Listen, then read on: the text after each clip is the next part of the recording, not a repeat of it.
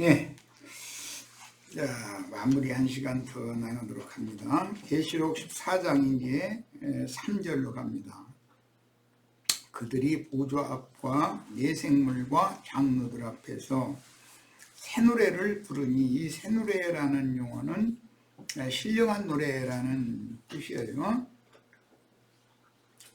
땅에서 속량함을 받은 14만 4천 밖에는 능히 이 노래를 배울 자가 없더라 그랬는데, 땅에서 속량함을 받는다라는 것은 화가 있게 되어 있는 저주받은 땅에 거하는 땅의 짐승들에게 소속되어진 세상 교계를 땅에서 거하는 자들이라고 표현을 하는데, 카인의 길에 향하는 땅의 짐승들에게 다른 영, 다른 요원, 다른 복음, 혼잡한 말씀을 성경 말씀과 섞어서 가르침받는 사람들 가운데에서 속량을 받아야 된다. 그들 중에서 빼내심을 받아야 된다. 쉬운 표현으로 많은 무리 아닌 큰 음력교계에서 빼내심을 받아서 이기는 자로 나온 자들이다. 그런 뜻이에요. 그들만 14만 4천에 들어가고, 그들은 새 노래를 하나님 앞에 친히 배웠어요. 이것은 바벨론 포로 생활의 그 고통, 아픔 이런 것들을 몸소 다 경험을 해봐서 수금을 바벨론의 그 큰 물이 흐르는 물가에 있는 포도나무 가지에다가 수금 걸어놓고 예루살렘을 향하여 우는 그런 자들이라는 것을 알 수가 있어요. 자, 아담과 카인의 범죄로 인하여 저주가 임한 처음 땅은 옛사람의 죽은 영에 의해서 생명력이 없는 양심과 굳은 마음의 정신을 상징하는 가나안 자손으로 상징된 7 귀신들이 지배하는 처음 하늘과 저주받은 땅을 상징하며, 이 땅의 짐승들이 음력의 7 머리들이라고 그랬기 때문에 땅에서 속량을 받아야 된다는 뜻은 음력의 7 머리들인 세속 교계의 다른 교훈을 가르치는 자들의 그 더러운 교훈에 의해서 영혼이 더럽힘을 받지 않고 보존되어져야 되고, 그들 가운데서 속량을 받으려면 거기서 나와야 되는 것이죠. 내 백성 거기서 나와라, 이제 그렇게 하시니까 그 얘기예요.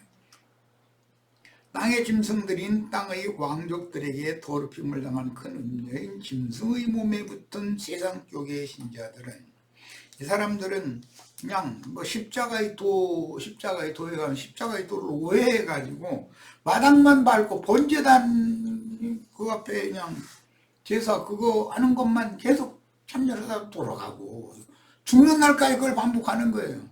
그 초보의 도에 어린아이들 조시나 먹는 그런 말씀에 계속 붙잡혀 있다가 죽으면, 어린아이들은 청년 이상이 되지 못하면 하나님의 군대에 계수되지 못한다는 이치를 알아야 된다는 거예요. 이거를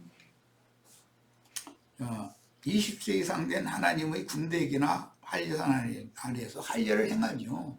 그래가지고 이제 할례를 받으면은 그 하나님의 성전의 기둥 머리가 되면 그 그물로 덮어버린다는 거예요. 지멋대로 못 오게 하는 거죠. 자, 그 다음에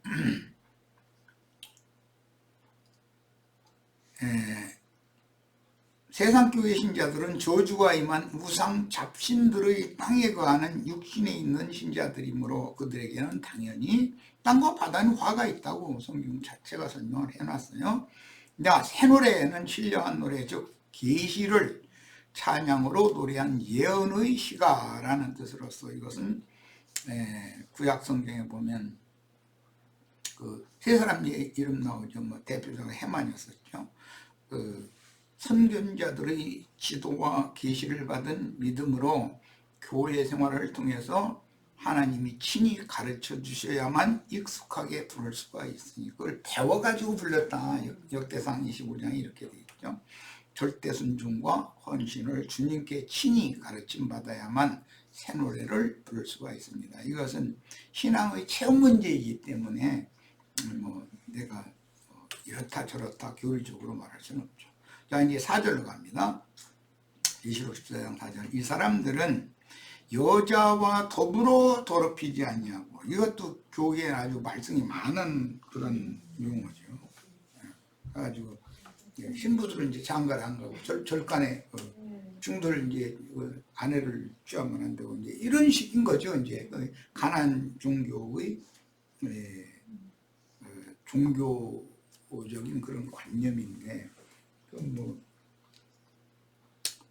늙은 중국으로 살다 죽었다고 해가지고 구원을 받는다면 세상 벌써 끝났겠죠? 후손이 안 생겼을 거니까. 얼마나 자기네들은 특별하다는 것을 누군가를 통해서 이렇게 육체의 연습을 통해서 보이려고 이제 그 짓을 하는 것이죠. 그런 게 말이야. 음료 이스라엘을 말하는 거죠. 여자가 무슨 죄가 있다고. 우리 완전. 여기서 말하는 여자는 아담의 갈빗대로 처음에 지어놓은 것이 여자였죠. 그런데 여자에게 새 이름을 줘야지. 새 이름 놔두면 하와죠. 그러니까 이 여자는 신자들의 옛사람을 다 상징해 통칭해서 옛사람의 교회를 여자라고 말한다라고 할 수 있고, 그 대표자가 큰 음녀 이세벨과 그 딸 아달랴로 대표가 됐어요. 여자와 더불어 더럽히지 아니하고 순결한 자라, 어린 양이 어디로 인도하든지 따라가는 자며 사랑 가운데서 속량함을 받아 그랬어요. 참 어린 양이 어디로 인도하든지 따라간다는 게 참 이게 교회 생활이 쉽지 않다는 것이죠. 사랑 가운데에서 속량을 받았다는 건 많은 무리한 그 열국과 민족과 백성과 방언들 가운데에서 빼내심을 받아야 된다, 그런 말이죠. 자, 음녀 이세벨의 교리를 실현하는 많은 물류한전 큰 음녀인 세상 교계의 조직 신학으로 영혼이 더럽힘을 받지 않는 것은 여자와 더불어 더럽히지 않았다, 이렇게 표현을 했어요. 물리적인 뭐 장가를 들고 안 들고 그 얘기가 아니에요. 지금 뱀의 미혹인 동물의 강수에 떠내려가지 않은 자들의 모임이 신앙의 순결을 지키는 정결한 천역교회, 하늘에 기록한 장자들의 어머니 교회, 사랑, 자유자들의 교회다라고 이미 설명이 돼 있었어요.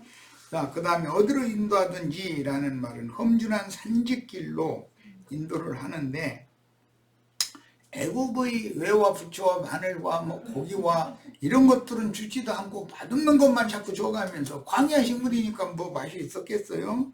쓴나물에다가 뭐 무양 그 젖자 먹고 막 힘들게 해가지고 또 그 고기 잡아서 그거 먹고 그래야 되니까 그게 싫다는 거예요. 우리는 좀 애굽에 가서 막 고기 까먹게 돼 있을 때 막 좋았다고 했었는데, 애굽에서 무슨 고기 까먹게 돼서 날마다 족사지를 치고 벽돌 만드는 흙리기와 뭐 흙벽돌 만들어서 뭐 무슨 곡식 창고 짓는 그런 일만 했다는데, 사람들마다 다 옛날에 나 한참 잘 나갈 때 막 해가면서 영자의 전성시대가 있었다고 해서 막 다 사람들이 옛날을 그리워하죠. 그런데 그 시대는 죽을 맛이라고 그랬지 뭐 좋다고 안 했거든. 사람들 참 신기해. 이 말은 사람들은 하나님의 보호와 도우심에 대해서 은혜를 모르는 게 인간이 타고난 본질이다라는 걸 알 수 있죠. 자, 그 다음에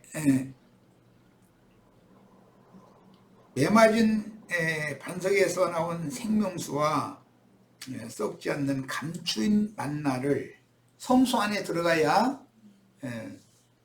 그 떡상의 그 비밀이 성소 안에 있는 말씀을 먹여야 되는 것이지, 제단에서 나는 육적 제육 이것을 먹어서는 하나님의 영광에 이룰 수 없다. 지금 이제 쉽게 표현하자면 그 말이죠. 자, 그 다음에 사람 가운데 성령을 받았다. 이것은 뭐 짐승인간들인 많은 물리한 큰 음력교계의 신자들, 세상 교회에서 하나님의 백성으로서 나오라 해서 부름받아 나와가지고 성령과 신부가 오라는 그곳으로 가서 거기에서 양육을 받았다 그 말이에요. 자, 그 다음에 처음 익은 열매로 하나님과 어린 양에게 속한 자들이다. 이 시온산의 어린 양 앞에 올라간 44,000은 처음 익은 열매다. 그러면 이것은 온전히 맞춰진 제물 지성물인 11족으로 분별이 되어진 성도들이에요. 이기는 자들이죠. 자, 이제 마지막 5절입니다. 그 입에 거짓말이 없는 것이 특징이에요. 예, 이거는 세상에서도 거짓말하는 게 제일 나쁘다고 이제 사람들은 다 인정하죠. 근데 계시록 21장 8절에는 거짓말하는 자들은 성 밖에 쫓겨난다고 돼 있죠. 22장 15절에도 모든 거짓말하는 자들은 성 밖에 있으리라 그랬어요. 자, 이게 그럼 뭔 말인가? 강대상에서 뱀의 말, 마귀의 말, 마귀가 거짓의 압이죠. 뱀의 말을 섞어서 하나님 말씀에다 섞어서 이렇게 혼잡한 말을 설교를 하는 그런 자들은 전부 거룩한 성에 절대 들어갈 수 없다는 거예요. 그리고 흠이 없는 자들이라 그랬는데, 흠 없는 자들이라는 말은 장성한 자라고도 번역이 되어 있어요. 흠 없다는 말 속에. 그래서 이 흠 없다라는 말은 약점, 옛사람일 때는 약점이 참 많지요.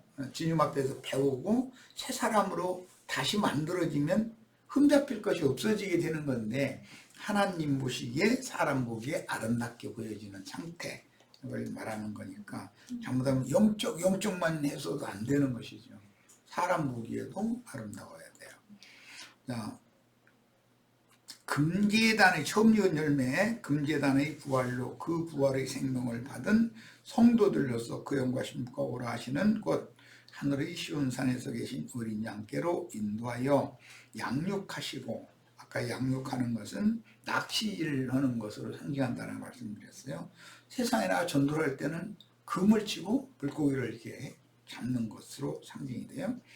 주님과 복음을 위해서 죽는 데까지 인도하여 신부성으로 추수하여 주와 함께 오는 새 세상에 내려와 기업을 상속받기까지 쫓아가는 이기는 자들입니다.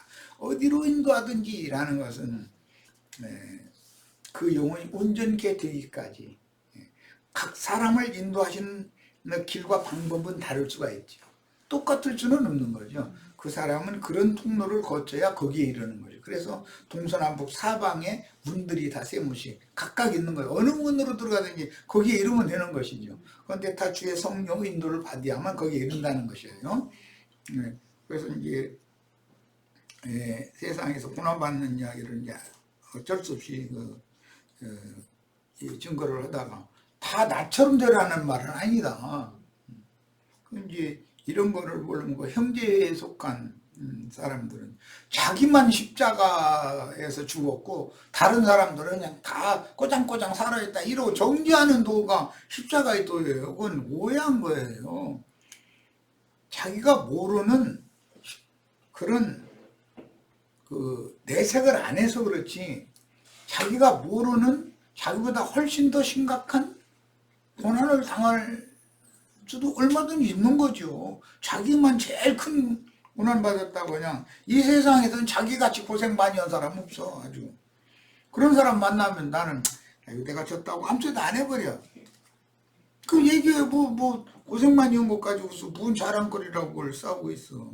사람이 주님 앞에서 쉽게 손들고 순종하고 그러면 몰라 고생 시키겠어. 하나님은 예레미야 에가서에 보면은 당신의 백성들을 고생시키고자 하는 게 하나님이 뜻이 기뻐하시는 바가 아니다고 그랬는데,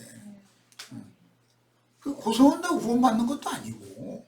그런데 사람을 꺾어 놓으려니까 자기가 하나님께 부딪혀가지고 자기 스스로 그렇게 고통을 받은 거지, 하나님이 사람을 옆으로 고생시킨 건 아니잖아요.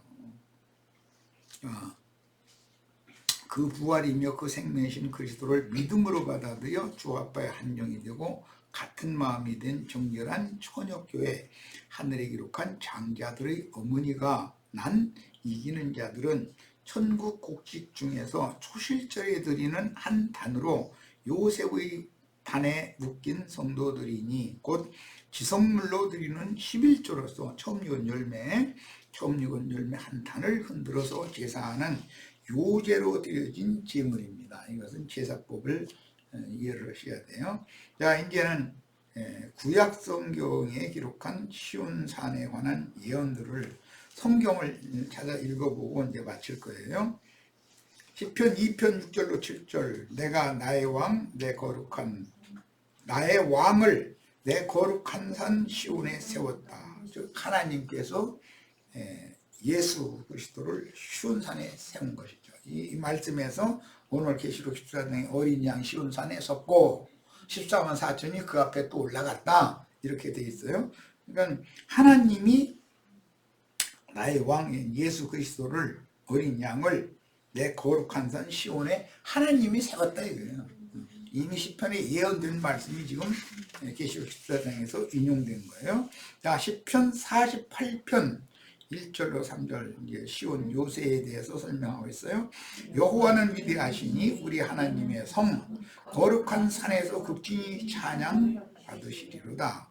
터가 돋고 아름다워 온 세계가 즐거워하며 큰 왕의 성 곧 북방에 있는 시온산이 그러하도다. 하나님이 그 여러 궁중에서 여러 궁중이라는 것은 솔로몬 왕의 그 왕궁은 뭐 왕비가 거하는 이제 본 그 내실궁이 있고 막 주변에 많은 처첩들이 있으니까 그 저 집을 하나씩 줘야 될 거 아니요. 뭐 이제 궁중 여러 궁중 이렇게 표현했어요. 이것은 비유로서 성도들이 거주할 하나님의 집에는 가운데에는 본 건물이 있고 주위에는 많은 건물들이 또 있어요. 이건 상징이에요. 계시록 14장에 보면 내가 교회를 이제 세우는 말씀하실 때 내가 아버지께로 가서 너희와 함께 있을 처소를 예비하러 가노니 내 아버지 집에는 거할 곳이 많도다 이렇게 표현했어요. 그러니까 많은 성도들이 주님의 교회에는 함께 거할 수 있는 것이죠. 그리고 또 물리적으로도 각 성마다 교회들이 세워져야 되니까 그게 다 주님의 궁성들이에요. 자, 그 다음에 이제 시편 110편 읽겠습니다. 여호와께서 내 주에게 말씀하시기를 내가 네 원수들로 네 발판이 되게 하기까지 너는 내 오른쪽에 앉아있으라 하셨도다. 이 말씀이 계시록 13장 33절에서 재인용이 됐죠. 내가 오늘 너를 낳았도다 이랬어요. 자, 그럼 그것은 예수 그리스도가 육체로는 죽임을 당했지만 인자 예수로 난 날이 있지만 영으로 부활한 날, 그 부활은 어디에서 냐면 무덤에서 부활하는 거예요. 원래 성소라고 하는 것은 네 겹의 포장이 덮어 있기 때문에 햇빛과 달빛으로 뭘 보는 그런 장소가 아니에요. 거기는 암흑지 중이에요. 그런데 다만 그걸 보게 하기 위해서 7 등대의 빛이 비춰지는 거예요. 그것은 생명의 빛, 참빛이다 그래요. 말씀이 빛이잖아요. 말씀을 반사하는 빛, 그 심령과 마음에 빛이 있으라 하는 하나님의 말씀이 너희 마음에 비쳤도다 하는 그 빛을 가지고 저 계시를 통해서나 볼 수 있는 마음 눈이 열린 사람이나 볼 수 있는 처소가 성소라는 거예요. 근데 그것은 사실은 이제 요나서에 보면 바닷물 가장 깊은 곳에 이제 빠져가지고 가장 깊은 곳 스올에서 음부라고 그러죠. 막 거기서 여호와의 성전을 향하여 막 눈물 흘리면서 기도했다는 거예요. 그랬더니 큰 물고기가 자기를 삼켰다가서는 무태에다가 토해내 놓더라는 거예요. 그래서 그게 예수님이 내가 너에게 표적을 보여줄 것은 요나의 표적밖에 없다. 그래서 설명을 이렇게 하셨어요. 이것은 부활이라고 하는 것은 스올에 빠져봐야 깜깜한 암흑 중에서 세상에 속한 아무것도 볼 수 없는 하나님만 바라볼 수밖에 없는 그런 지경에 한번 딱 빠져봐야 그것에서 분양, 주님 앞에 구원을 호소하면 그때 둘째 휘장이 딱 이제 찢어져 가지고 새롭고 산 길이 열린다 하는 거죠. 그래야 영광 앞에 나간다. 그런 말이에요. 이게 이제 복음의 부활의 도죠. 두 번째 나야 돼요. 첫 번째는 땅의 흙사람으로, 두 번째는 그리스도인으로 쭉 거듭나는 거예요. 위로부터. 자, 중요한 이제 구절을 읽겠습니다. 사도행전 7장 54절로 60절인데 거기에서 스데반이 순교하는 장면이 나오죠. 그런데 그가 돌에 맞아 죽을 때 보라, 하늘이 열리고 주께서 하늘에 서 계신 것을 내가 보노라 이렇게 말을 했죠. 그러니까 사람들이 뭐? 너한테 하늘이 열려가지고 하늘문이 열려서 하늘의 광경을 네가 다 지금 보고 있어 이러면서 돌로 막 이를 막 갈아가면서 돌로 달라들어서 쳤다는 거잖아요. 그때 죽임을 당할 때 주 예수여 내 영혼을 받으시옵소서라고 부르짖으며 주여 이 죄를 저들에게 돌리지 마옵소서라는 기도를 했는데 이것이 분향단이죠. 분향단, 제단. 그때 뭐냐, 하나님의 영광과 예수께서 하나님 우편에 서신 것이 봤고 하늘이 열리고 인자가 하나님 우편에 선 것을 보노라 이랬단 말이야. 그 주님 앞에 내 영혼을 받아달라고 기도를 했다는 거예요. 이것이 계시록 11장 19절에 하늘에 열린 성전이 있는데 그걸 단무성 요한이 봤다는 거잖아요.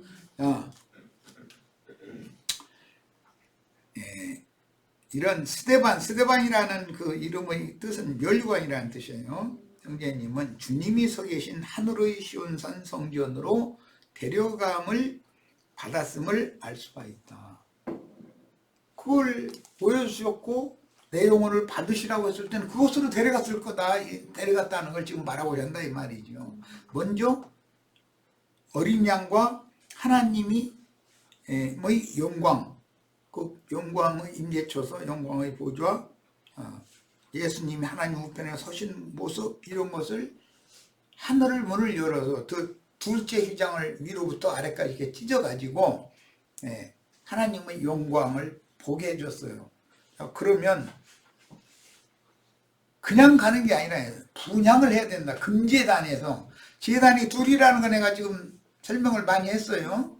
마당제단을 무시하면 안 되죠. 옛사람이 죽어야 되니까. 육체로는 죽음을 당했지만 죽은 자는 무덤에, 음부에 내려가야 돼요. 수월에 내려가는 거예요. 거기서 수월에서 지성소에 계신 영광의 하나님을 향하여 기도를 하는 거야. 그것이 성소에 있는 금제단에다 분향하는 얘기단 말이에요. 그 기도를 통해서 둘째 휘장이 딱 열리는 것이에요. 그러면은 새롭고 산 길이 이제 하나님의 영광에 나가는 길이 딱 열리는 거죠. 이런 것이 사도행전 7장 54절로 60절에 이미 예시가 되었고 계시록에서 이 말씀이 반복되고 있다. 너의 마음 눈이 밝혀져 가지고 하늘의 이상을 봐야 된다. 바울 사는 고린도 또 후서 11장인가 거기서 내가 할 수 있게 너의 자랑을 좀 해야 되겠다 하면서 내가 셋째 하늘에 이끌려가서 사람의 말로는 가이를 수 없는 많은 것들을 내가 보고 왔다. 그래가면서 내가 이것을 전파하기 위해서 나는 이 생명도 목숨도 아끼지 않는다. 귀하게 여기지 않는다. 이렇게 표현을 했어요. 그러니까 이게 얼마나 중요한 말인가를 알 수 있고 그렇게 그 본대로 사역을 충성되게 했기 때문에 이제 이후로는 나에게 주께서 나를 위하여 멸류관을 준비해 놓으신 것을 내가 안다. 나만이 아니라 내가 가르치는 이런 그 신앙길을 끝까지 따라가는 모든 자에게도 똑같은 멸류관을 주신다. 이렇게 설명을 했어요. 자, 계시록 11장부터 증인들의 사역과 추수사역에 대한 원수의 회방과 마귀의 은밀한 활동이 13장까지 게시되었고 14장에는 땅의 곡식과 포도송이 추수와 포도주 틀의 흉보를 계시하고 있어요. 오늘은 이제 시온산에 올라간 14만 4천을 중점으로 나누는데 이것은 13장 마지막 절의 666과 대비되는 용어라는 것을 이 수는 게마트리아 기법을 사용해서 계시한 숫자라는 것까지 말씀을 나눴어요. 시온산은 이사야 14장 12절로 14절이나 28장 12절로 19절에서 북극지폐의 산 혹은 옛적의 에덴 동산, 아까 저 시편 인용한 구절이 30. 그건 큰 왕의 임재처소, 북편이라고 되어 있잖아요. 그 북편, 북극지폐의 산, 이렇게 표현을 한다면 북편은 항상 심판과 상관이 있어요. 자, 시온산은 이사야 14장 12절로 14절, 그 다음에 에스겔 28장 12절로 19절에서 북극지폐의 산 혹은 옛적의 에덴, 그 다음에 조물주와 사람이 함께 거할 처소인 여호와의 성산인 위에 있는 예루살렘을 상징하는 용어였다. 훗날 약속의 땅에서 정복전쟁을 끝내고 여호와의 왕국을 세운 다윗 왕 때 여부스 족속에게서 빼앗은 시온 산성을 다윗성으로 개명했다가 최후로 이중으로 축성하여 요새화한 후에는 모리아산 제단터에 첫 성전을 세웠어요. 그런데 그 첫 성전은 반드시 무너지게 돼 있죠. 새 성전, 예수 그리스도 육체로는 죽임을 당하시고 영으로 다시 살리심을 받아가지고 영의 보냄을 받은 사도들을 통해서 사람들을 얻어서 주님의 몸된 교회를 세웠는데, 이 주님의 몸된 교회는 더 크고 온전한 하늘의 참장막이다, 이렇게 표현을 했고 거기에는 거할 것이 많은 것이다 라고 이미 예시가 되었어요. 그러니까 이제 우리는 첫 성전이 왜 꼭 회파되어야 하는가, 그것은 진을 그릇은, 흙집은 반드시 무너져야 된다는 걸 보여주는 것이다. 위로부터 거듭난 영으로 지은 돌그릇, 산돌그릇만이 영원한 처소가 되는 것이다. 이것을 아주 성경은 여러 곳에서 지금 내가 간략하게 설명을 하는 이런 말씀을 성경이 계시하고 있어요. 이건 성막법이죠. 자, 첫 성전은 회파되었고 성은 무너졌으며 왕궁과 신전에 비치한 금방패와 레바논 백향목으로 지은 왕궁과 신전의 기둥에 입혔던 금 또는 제사용으로 만들어서 보관하던 금그릇들은 바벨론의 우상신전으로 옮겨졌고 바벨론 왕족들의 잔치에서 사용하였으나 때가 찬 후에 신앙을 회복한 무리가 본토와 예루살렘으로 돌아올 때 그 기명들과 그릇들을 다시 가지고 와서 새성과 새성전에 비치하였습니다. 이것은 역사적인 사실이다. 그러나 역사적으로 이런 일이 있었던 건 하나의 모형이 되는 것이지, 그렇다 해서 사람의 손으로 지은 성전이 안 무너진다는 말은 아니다. 하나님 무너뜨리고 사람들은 또 세우고, 하나님은 무너뜨리고 사람들은 또 세우고, 이 싸움을 계속해서 오늘날까지도 지금 기성교계는 사람 10명만 전도하면 무조건 건물 하나 올라가게 돼 있어요. 몇 년 지나면 건물 하나 생기거든. 그들은 첫 성전이 무너지는 이치에 대해서 이해를 못하네. 첫 성전이라는 건 성전은 사람을 말하는데 첫 아담은 반드시 죽어야 된다라는 거예요. 둘째 아담, 죽은 자들 가운데서 무덤에서 부활하신 그 그리스도의 몸에 붙은 지체들이나 영생하는 것이지, 첫 아담에 속한 사람은 다 무너지고 죽게 돼 있다 하는 거예요. 이런 아주 기본적인 진리 지식을 갖출 필요가 있습니다. 자, 이번에는 저 뒷편을 보겠습니다. 여호와의 임재처소를 상징하는 시온산은 예루살렘과 동의 개념으로 사용했으며 항상 의인화된 인격으로 표현되었는데, 예루살렘은 인격이다 이거예요. 그거 보고 이제 의인화한다 그러죠. 예루살렘의 왕, 제사장, 선지자들과 그 아내들과 모든 이스라엘 지도자들이 바벨론으로 사로잡혀 갔을 때는 바벨론으로 이스라엘 백성들이 사로잡혀 갔고 금방패와 금그릇들이 다 탈취당해 갔는데 그때는 바벨론에 거하는 시온아 이렇게 표현을 한단 말이에요, 성경에. 그러니까 바벨론이라는 것으로 시온이 옮겨질 수 있다는 거죠. 그냥 물리적인 시온 산성만 말한다면 어떻게 바벨론으로 옮겨지겠어요? 그것은 의인화된 하나님의 백성들, 특히 하나님 나라의 지도자들을 대표로 하는 그런 표현이라는 것을 알 수가 있어요. 그 다음에 이스라엘은 대대로 하나님 자신이 자신들의 영원한 거처라고 믿었다. 시온 산성은 견고한 요새이고 거기가 영원한 처소라고 믿었어요. 그런데 그것은 하나님 자신의 몸을 말한다. 예수 그리스도 자신을 의미할 때 시온 산성이라고 했다. 요새다 이거 거기 견고한 요새. 근데 그리스도의 몸된 교회는 음부의 권세가 이길 수 없는 견고한 요새다라는 거예요. 그래서 그렇게 믿었고 예루살렘을 진리의 성읍이라고도 표현을 했어요. 스가랴 이제 8장 2절로 3절에 나오는 말씀인데 이런 표현을 보면 예루살렘 성읍이 진리의 성읍이다 라는 것은 진리의 하나님이 예루살렘 성에 임재하는 처소다라는 말이기 때문에 바벨론에 거주하는 시온, 예루살렘은 진리의 성읍 이런 표현을 읽을 때 우리는 시온산 위에 세운 예루살렘 성에 대해서 이상을 볼 필요가 있는 것이죠. 그러면 이것은